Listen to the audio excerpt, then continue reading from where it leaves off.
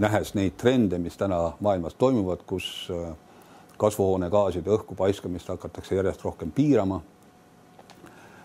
Vaadates täna laual olevat Euroopa Liidu energiapoliitika kava aastani 2050, kus väga selgelt ja kliimapoliitika eesmärgi, kus väga selgelt nähakse, et just energiasektor on see, kus põhilist vähenemist oodatakse, kasvuhoonegaaside õhku paiskamise vähenemist.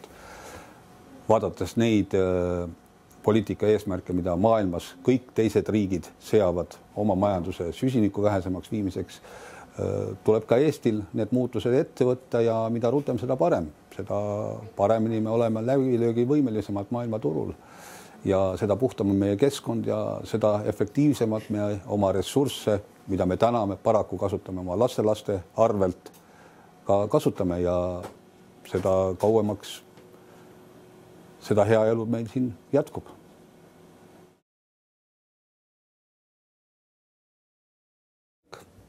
Meil on olemas piisavalt taastuvaid energiaallikaid, ressurssi, millest Eesti tarbeks vajaminev energia toota.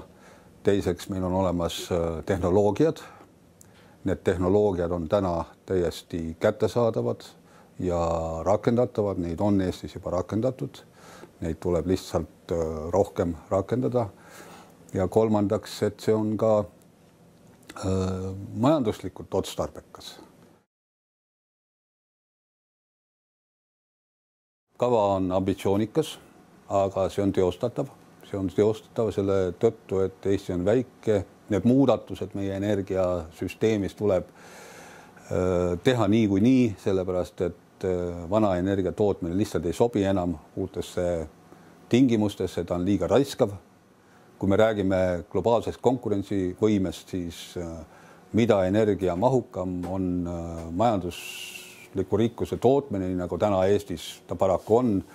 Meie SKB on keskelt läbi 3 korda energiamahukam kui Euroopa Liidu keskmine ja Euroopa parimatest 4-5 korda energiamahukam. Me lihtsalt ei ole konkurentsivõimelised.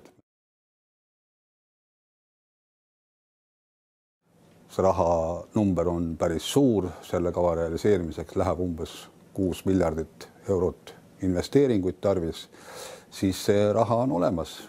Täna, kui riik ja maksumaksja kas otse või kaude subsideerib põlevkivienergiat umbes 10 korda suuremate summadega, kui on taastuvenergiale eraldatud tasu, siis kui need subsiidiumid fossiilenergiale ära lõpetada ja osagi nendest suunata taastuvenergia investeeringute toetuseks, siis on need investeeringud väga selgelt realiseeritavad.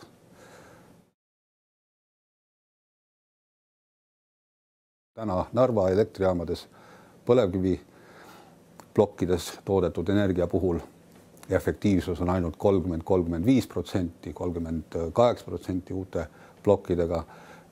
Suurem osa energiast läheb lihtsalt ilma kütmiseks, siis taastuvenergiaallikute puhul seda probleemi pole ja energiat kasutatakse ära efektiivsemalt väikestes biomassi koostootmisjaamades või siis näiteks otse elektri tootmisel tuulest või päikesest.